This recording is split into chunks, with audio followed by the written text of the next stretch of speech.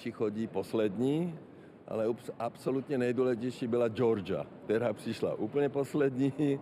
Už tam nebyl pan prezident Erdogan, který vítal všechny, už tam byl jenom viceprezident, tak to byl první moment.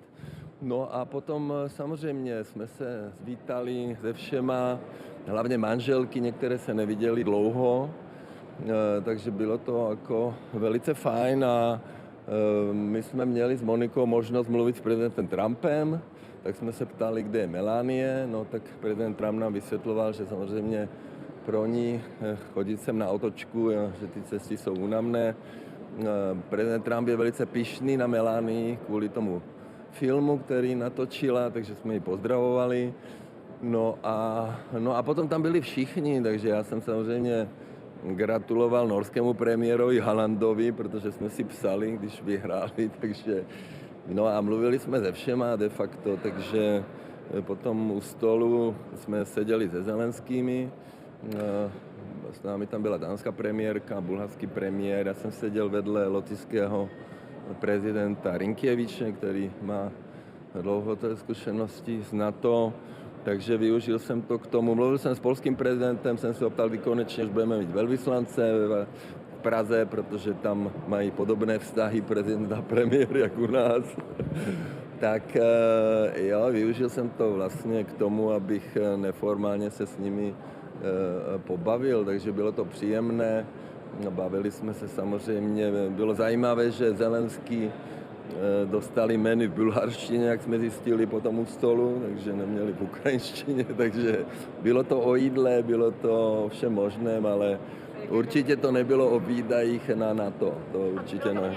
Doplňující otázku, jak vypadala konkrétně ta debata s panem Zelenským, jestli můžete k tomu něco blíže říci. My jsme seděli tak, že Monika seděla tady a seděla vedle paní Zelenské a Zelenský seděl, takže já jsem seděl vedle Rinkěviče, takže se Zelenským jsme se bavili o jídle a o tom, že ten jídelníček nebyl v ukrajinštině. Takže Ukrajiny se neptal pan prezident a nepozval vás na Ukrajinu? Ne. Vůbec nikdo nemluvil o výdajích. Já jsem se bavil samozřejmě lotyšským prezidentem o jeho názor.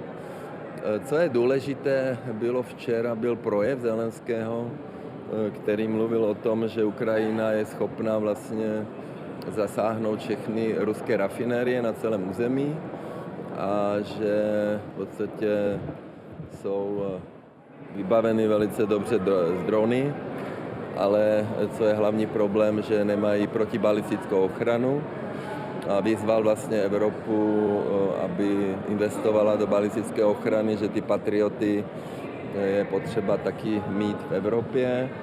A všeobecně převládá atmosféra, že vlastně vojenský je třeba donutit Rusko k jednání. No tak uvidíme, jak dneska ty projevy, to už bude vážná debata, že se opakuju na neformální večeři, vůbec nikdo tohle jako neřešil tyhle věci. No. Mluvil jsem i samozřejmě ze všema, co tam byli, jsem mluvil.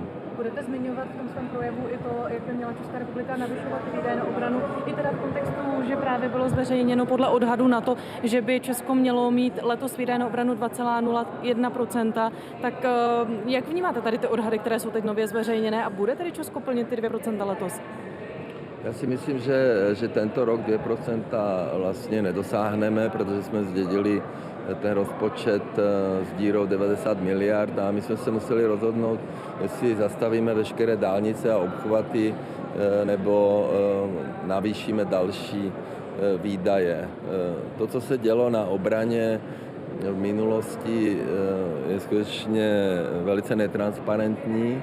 Takže my určitě chceme, aby to bylo transparentní, aby tam nekupovali nějaké podivné kuchyně prodražené. No a na příští rok určitě v rozpočtu budou 2%, bude tam navýšení o 36 miliard, ale doufáme, že teda obrana zásadním způsobem vlastně změní to pořizování toho vojenského materiálu. Toho zvyšování do roku 2035, protože to je jedno z témat summitu, jak Česká republika, než by jen to byla Česká republika, ale jak ty země členské vlastně dojdou k tomu zvýšení, k tomu cíli. Já chápu Spojené státy, je potřeba si uvědomit, že kde jsme. Spojené státy vydávají ročně 1000 miliard dolarů na zbrojení. 1000 miliard dolarů je 21 500 miliard korun.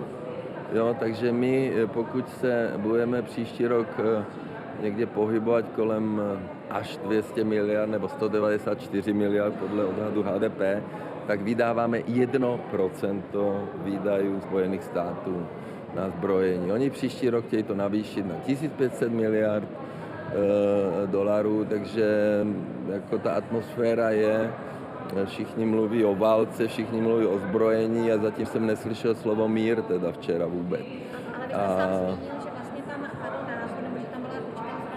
Že vlastně se musí vojensky donutit Rusko k jednání, jste teď řekl. Ano. Tak já se chci ptat právě i v tomto, je asi třeba navyšovat ty výdaje, třeba tedy toto zvýšit a jak vlastně Česká republika, jak vaše vláda toto vnímá, Ale protože... my nejsme ve válce. Ve válce je Ukrajina, které pomáhá NATO a jestli donutíme Rusko vojensky jednání, to já nevím, to ukáže čas. A je tedy v plánu, že Česká republika bude postupně navyšovat ty výdaje na obranu, když příští rok chcete ty 2%, ale v tom roce 35 má být až 3,5 těch tvrdých? To HDP roste, takže my jsme na 2%, nikdy nebyly splněny, takže my je chceme splnit a my samozřejmě potřebujeme peníze i na nemocnice, na zdravotnictví, potřebujeme peníze na navýšení platu policistů.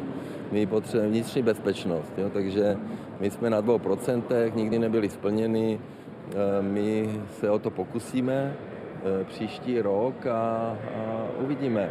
Já chápu, že Spojené státy tohle prosazují velice striktně, hlavně, aby jsme nakupovali jejich zbraně. Evropa, Macron vlastně říká zase něco jiného. Tak uvidíme dneska ty projevy. Já budu mluvit jeden z posledních, protože jsme na tom třetí nejhorší. Oni dodržují přesně, tak uvidíme, jaké ty projevy budou. No.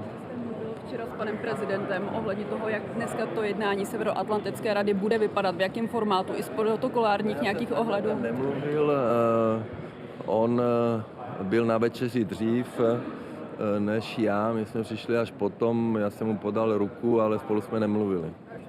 Ten program URL, o kterém mluvil pan ministr Macinka. To je záležitost pana Macinky, který našel nějaké peníze, které mě byly určeny. Máte konkrétní částku? Nějaká menší částka je to, které byly určeny pro Ukrajinu, ale jelikož my jsme se zavázali, že nebudeme dávat peníze Ukrajině a budeme pokračovat ty možnice, tak on ty peníze poslal vlastně na ten program PURL, ale je to jednorázová menší částka, nevím jak velká je. We are finishing. Vůči tomu se velmi ostře ohradil váš koaliční partner, předseda SPD a sněmovny Tomio Okamura. V pátek, tak určitě si to vyříkáme. Jo, mějte se hezky. No. S prezidentem Trumpem, ten tedy vůbec neřešil výdaje na obranu a tak dále, bavili jste se pouze... Trump je stále stejně příjemný a bavili jsme se o Melánii a o filmu. Prosím vás, na večeři nebylo nic o výdajích NATO, nikoho to na večeři nezajímalo. Byli jsme tam s manželkami, bavili jsme se o jídle, o plno věcech, o fotbalu, Haaland, Genius a tak dále. No. Zazní ta kritika na Česko, Prosím? že se neplní ty 2%. Čekáte tu kritiku dneska na té formální části? Uvidíme, my obhajujeme plnění výdajů minulé vlády, ale my vystupujeme za Českou republiku, takže určitě Fialovou vládu pomlouvat nebudeme. Jo? Mějte se hezky, na shledanou. Krásný den.